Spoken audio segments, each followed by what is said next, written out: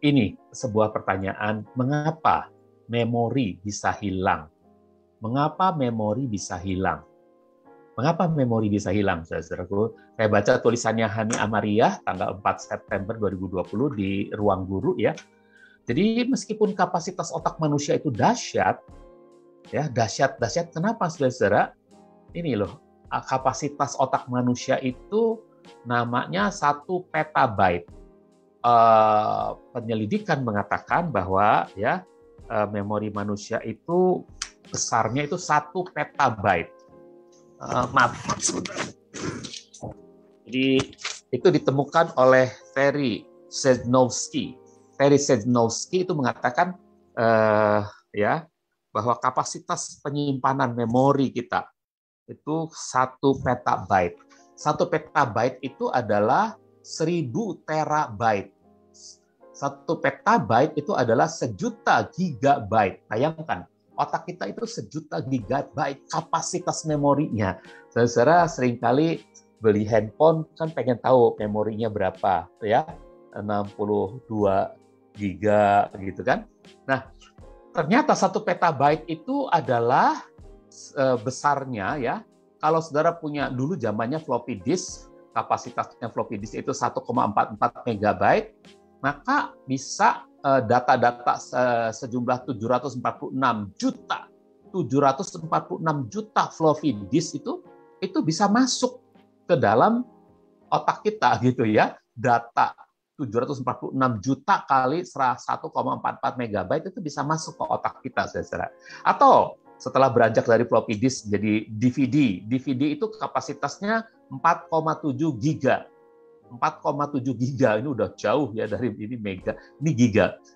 Ini kalau semua DVD ini ada isinya ya 4,7 giga semua dan ada 223.000 DVD, itu data yang 223.000 DVD itu bisa masuk ke otak kita, bisa ditampung oleh otak kita, saudara.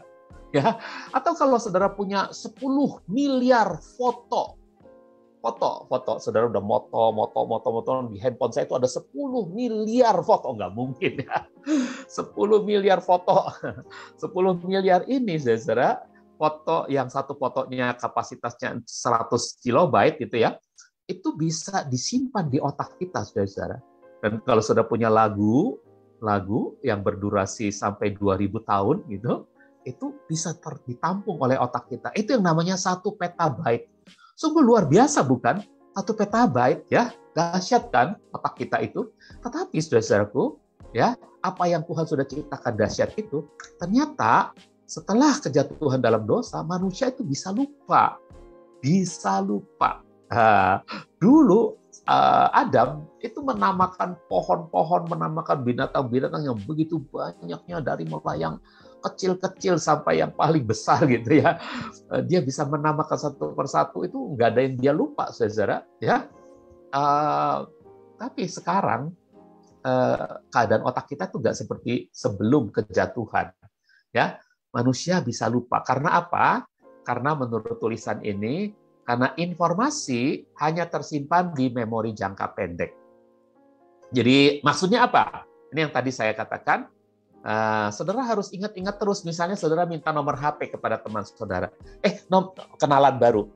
Nomor HP-nya berapa? Lalu dia sebut 0811 sekian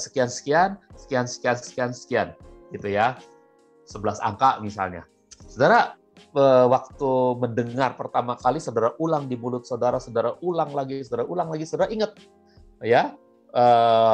Tapi nggak segera dimasukkan ke HP saudara, ya, nggak segera dimasukkan ke HP saudara. Saudara jalan 2-3 langkah aja, 4 langkah, ya udah lewat dari 30 detik, saudara pasti lupa, ya.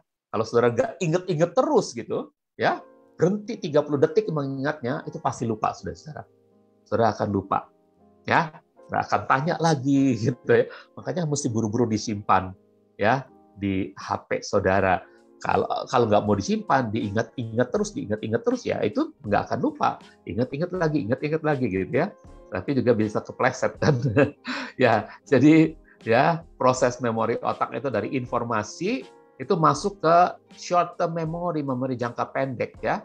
di satu putaran artikulasi aja ya. Makanya kalau saya dengar khotbah gitu, saudara, saya seringkali memvisualisasikan ya coba menghubungkan dengan sesuatu. Saya hubungkan dengan jari jempol saya, jari telunjuk saya, jari tengah saya. Nah, bisa terbalik begini, saudaraku.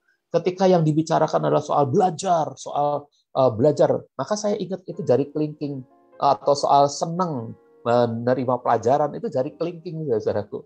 Ya, itu yang saya coba asosiasi supaya nggak lupa gitu. Ini cuma satu putaran artikulasi, viospasial, ya sketchpad ini mungkin saya nggak ngerti ya, koordinasi aktivitas. Dan kalau nggak direpetisi terus, diulang terus, saudara.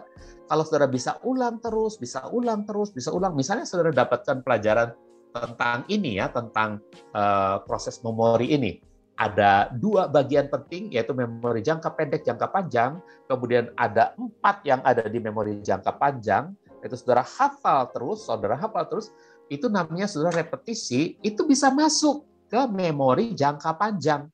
Tapi kalau saudara nggak melakukan pengulangan, nggak akan masuk di memori jangka panjang, adanya di sini. Dan kalau di sini, cepat hilangnya gitu, saudara. Ya, jadi mengapa manusia bisa lupa? Karena yang pertama, informasi hanya tersimpan di memori jangka pendek. Dia nggak teruskan, masukkan ke memori jangka panjang dengan jalan mengulang terus, merepetisi terus-menerus gitu. Mengingat terus-menerus gitu ya. Yang kedua, alasannya mengapa manusia bisa lupa. Karena otak itu gagal memanggil memori yang tersimpan. Sudah tersimpan, tapi jejak-jejak penyimpanannya itu lupa panggilannya, aksesnya lupa gitu ya. Jadi ada jejak-jejak memori, namanya memory traces. Itu bisa memudar ya, karena ada decay teori pemudaran dari otak kita ini yang punya jejak-jejak memorinya bisa hilang, sehingga panggilannya, aksesnya untuk memanggil ya, thumbnail-nya atau apanya tuh, kata kuncinya untuk memanggil itu hilang. Nah, kalau itu hilang, saudara nggak bisa panggil ya, nggak bisa saudara ingat. Misalnya, nah ini ya, cara untuk mengingat informasi yang pernah disimpan dalam ingatan tuh ada recall, itu cara untuk memunculkan kembali dalam kesadaran informasi-informasi yang pernah disimpan tanpa ada petunjuk objek atau clue-nya, tanpa ada, saudara bisa recall, bisa panggil kembali.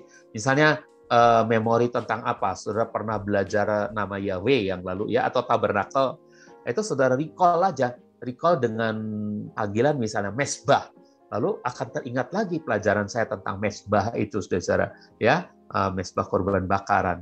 Itu adalah sebuah bentuk kotak yang saudara akan ingat tingginya, ya, panjangnya, lebarnya, dan juga lapisannya gitu ya. Jadi mesbah korban bakaran lapisannya apa? Tembaga itu, karena ada recall-nya, saudara bisa ingat ya. Recall-nya misalnya dengan nama mesbah tembaga. Jadi saudara ingat, oh itu lapisannya pasti tembaga, bukan emas. Kalau mesbah yang ada di ruangan suci, mesbah dupa, itu pasti lapisannya emas ya. Sebab itu adalah mesbah emas. Jadi hal-hal semacam ada recall-nya, saudara bisa recall. Kalau yang ini recognition, cara memunculkan kembali informasi dari pusat ingatan dengan dibantu adanya objek, ada petunjuk. Nah, ini yang kedua maksud saya. Saudara ingat ada objek, misalnya apa? Mesbah di ruang Maha Kudus. Saudara ingatnya apa? Oh, ruang Maha Kudus. Di sana tempat yang nggak ada tembaga lagi. Nah, saudara akan ingat itu lapisannya pasti emas gitu ya. Nah, begitu saudara ya. Dan kemudian ada yang reintegratif, yaitu memunculkan informasi dari pusat ingatan dengan menghubung-hubungkan berbagai informasi menjadi satu konsep, satu cerita yang berarti. Seperti tadi, jadi kalau saya mengingat-ingat sesuatu gitu ya, untuk mengingat khotbah yang lalu misalnya ya, apa saja gitu ya. Misalnya minggu lalu ada orang yang berkhotbah di tempat saya. Yang pertama adalah lahir baru. Yang kedua adalah mencintai firman. Yang ketiga adalah beribadah, setia beribadah. Dan yang keempat adalah pelepasan, pelayanan pelepasan, harus dilayani pelepasan. Ini bisa ingat kenapa? Karena saya coba reintegrasikan saya coba hubung-hubungkan dengan informasi-informasi atau konsep cerita ya. Saya hubungkan tuh dengan jari saya. Bisa ingat, saudara-saudara. Oke, nah betul kan Pak Gersom ya minggu lalu? Oke, nah saudara-saudara kemudian coba kita lihat ya. Yang ketiganya, apa saja yang menyebabkan memori itu bisa hilang? Yang ketiga ada gangguan dari memori lain. Nah, apa nih maksudnya? Kan ada teori interferensi. Teori interferensi itu yaitu memori itu saling bertumpuk ya, saling diganggu oleh memori lain gitu ya. Jadi kalau saudara punya memori tentang masa lalu, mau dibuka kembali, di recall atau reintegratif atau tadi satu lagi itu caranya ya, recognition, ingat dengan dibantu adanya objek petunjuk gitu ya. Saudara nggak bisa. Mengapa? Karena ketumpuk sama memori baru gitu. Nah, ini satu bagian. Tapi ada yang bagian lain adalah saudara mau ingat yang baru, tapi ingatnya yang lama gitu. Misalnya saudara mau ingat nomor HP saudara, saudara beli nomor baru gitu ya. Nggak bakalan ingat kalau yang saudara ulang-ulang terus adalah nomor HP saudara yang lama. Ya, jadi nomor HP yang lama itu merupakan interference ya, interferensinya yang mengganggu daya ingat saudara untuk nomor HP yang baru gitu. Nah ini jadi ada dua sebab gangguan yang menyebabkan lupa, yaitu gangguan proaktif ya, interference ya, proaktif interference ini ditimbulkan karena ingatan lama mengganggu ingatan baru. Contohnya kita sulit mengingat nomor telepon baru karena terbiasa mengingat nomor telepon lama. Tapi ada gangguan retroaktif. Gangguan retroaktif itu ditimbulkan karena ingatan baru mengganggu ingatan lama. Contoh, kita sering lupa dengan apa yang dipelajari sebelumnya karena fokus mempelajari hal yang baru. Ya, waktu saudara mempelajari hal yang baru, yang lama itu ternyata bisa dilupakan. Itu karena numpuk ya. Nah, ini yang disebut tadi yang ketiga ya, adanya gangguan dari memori lain. Dan yang terakhir yang keempat, kecenderungan untuk melupakan memori tertentu. Jadi manusia itu punya kecenderungan untuk melupakan memori tertentu ya. Misalnya ya kita sendiri, manusia sendiri ingin melupakan kejadian-kejadian yang traumatis, kejadian-kejadian yang tidak menyenangkan, itu maunya dilupakan gitu ya.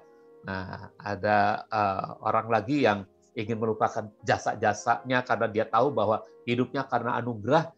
Jadi nggak perlu lah diingat-ingat jasa saya sama orang lain, nggak perlu, itu karena Tuhan semata kok saya bisa begitu karena Tuhan. Jadi dia lupakan semuanya. Nah ini kecenderungan kita untuk melupakan memori tertentu sehingga kita bisa memori kita memang hilang gitu karena kita sendiri yang membuangnya gitu ya. Nah saudara-saudara, inilah keempat hal. Selain ini yang bisa membuat kita memorinya hilang adalah kesehatan tubuh kita tentunya. Kalau kita kurang tidur ya, kalau kita ya bekerja keras terus-menerus sampai pagi ya, tentu kita bisa mengalami kehilangan memori-memori kita untuk hal-hal lainnya. Gitu ya. Saudara, baik sekarang